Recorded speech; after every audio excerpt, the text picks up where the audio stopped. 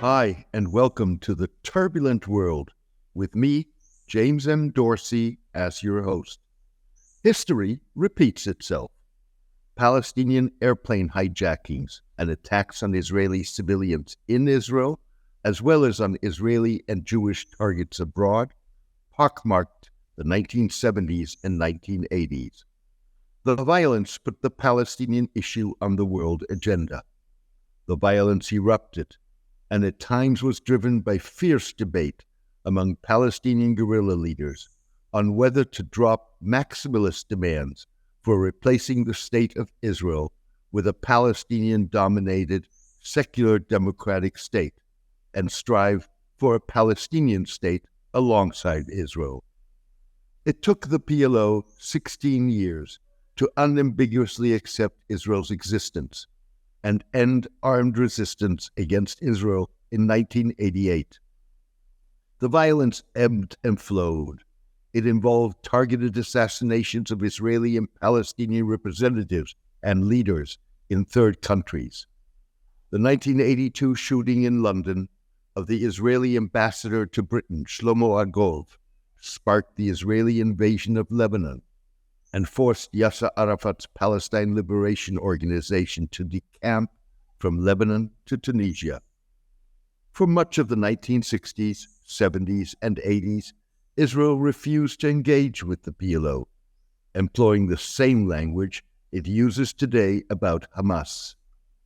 To be sure, Hamas's October 7 attack on Israel upped the ante in scale and brutality. It has, again fitting a historic pattern, empowered the most extreme ultra-nationalist, ultra-religious elements on Israel's political spectrum, and sparked a war involving indiscriminate bombing and punishment of a civilian population that Israel and Hamas will find difficult to live down. While the jury is out, the war has not halted a torturous process within Hamas, much like the equally torturous evolution within the PLO. Hamas's internal debate became evident with the adoption of its 2017 amended charter and is continued despite the war. There is no guarantee that Hamas will follow in the footsteps of the PLO.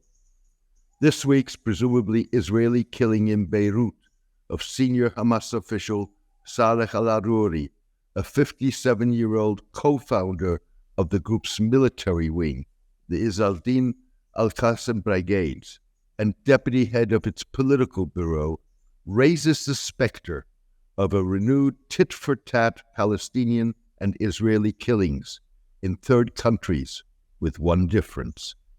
The assassination was the first time in 18 years that Israel struck militarily at the Lebanese capital. Mr. al-Arouri was widely viewed as a hardliner within Hamas, responsible for the group's military infrastructure in Lebanon and operations on the West Bank, where the group's popularity is on the rise because of the Gaza war and its contribution to a potentially burgeoning armed insurgency. Protests erupted on the West Bank in response to calls by Hamas for acts of resistance to protest the killing of Mr. al-Arouri, a West Bank native, and several other Hamas operatives in the Beirut drone strike. A general strike closed down businesses. In August, Mr. al-Arouri telegraphed Hamas's intentions long before the October 7 attack. A total war has become inevitable. We all consider it necessary.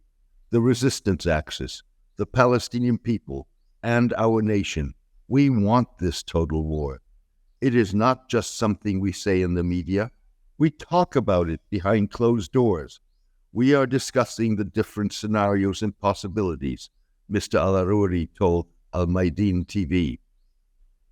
Last century's tit-for-tat killings of Palestinians targeted primarily PLO moderates, not hardliners, and were perpetrated not only by Israel, but also by Palestinian hardliners like Abu Nidal, a renegade PLO operative. Israel has repeatedly warned that it will hunt down Hamas operatives wherever they are. In 2015, the U.S. State Department offered up to $5 million for information leading to the identification or location of Mr. al-Arouri.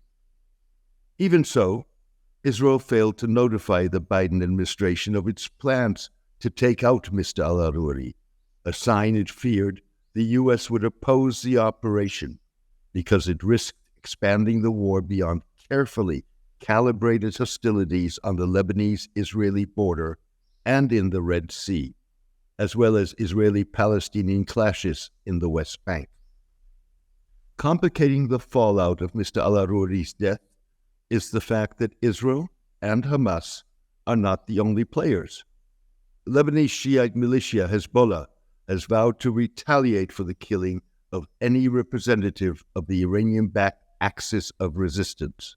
That includes Hamas, the Yemeni Houthis, and Iraqi militias, alongside the Lebanese militia and the Islamic Republic. Hezbollah has been waging a war against Israel since October 7 to tie Israeli forces down on the Jewish state's northern border so that they cannot be deployed in Gaza, without provoking an all-out conflict that could prove disastrous for Hezbollah and Lebanon. Mr. al-Arouri's killing puts Hezbollah between a rock and a hard place. It needs to find a way to be seen as living up to its vow, while ensuring the hostilities do not spin out of control. Many in Lebanon fear Hamas could drag the bankrupt country into a war they do not want. Last month, Israeli Prime Minister Benjamin Netanyahu threatened on a visit to troops on the Lebanese border that Israel would single-handedly turn Beirut and South Lebanon, not far from here, into Gaza and Khan Yunis if Hezbollah started an all-out war. In a 90-minute speech to commemorate the 4th anniversary of the U.S. assassination of Iranian Revolutionary Guard commander Qasem Soleimani, scheduled before Mr. al-Arouri's killing, Hezbollah leader Hassan Nasrallah referred only summarily to the Hamas leader's death. Much of his speech was an ode to Mr. Soleimani and Iran's role in supporting militias in Gaza, Iraq, Syria, Lebanon, and Yemen by funding, training, and arming them, enabling them to manufacture weaponry, and creating the axis of resistance. Even so, Mr. Nasrallah insisted that Axis members independently take their own decisions and do not take orders from Iran. Clad in a black cloak and turban, Mr. Nasrallah praised Hamas's October 7 attack, with no mention of the group's targeting of civilians. He described the carnage rained on Gaza by Israel in response as worth the sacrifice. The war succeeded in reviving the Palestinian cause, forcing nations across the world to look for solutions, Mr. Nasrallah said. Yet, the Hezbollah leader seemed to buy time by saying he would address the issue of Lebanon and Mr. al-Arouri's killing in greater detail in another speech on Friday during a ceremony for a Hezbollah operative who died recently. At the same time, Mr. Nasrallah appeared to suggest that Hezbollah would retaliate for Mr. al-Arouri's killing on the group's timeline, considering widespread Lebanese opposition to a war with Israel. Mr. Nasrallah warned, referring to Mr. al-Arouri's killing in the Hezbollah stronghold in southern Beirut, that yesterday's crime is blatant. It is serious. The crime will not go unanswered. The battlefield is there. The knights are there. Yet, he also noted that we are taking the situation in Lebanon into account. Tellingly, Mr. Nasrallah seemed to back hardliners in Hamas's internal debate, arguing that Jewish attachment to the land was fabricated and that Israelis were fleeing the country because Israel was proven incapable of providing security. Mr. Nasrallah addressed Israelis directly, saying, Here, you don't have a future. The land of Palestine is for the Palestinians. Thank you for joining me today. I hope you enjoyed today's column and podcast. The Turbulent World with James M. Dorsey depends on the support of its readers. For the past 12 years, I have maintained free distribution as a way of maximizing impact. I am determined to keep it that way. However, to avoid putting up a paywall, I need the support of a core of voluntary paid subscribers to cover the cost of producing the column and podcast.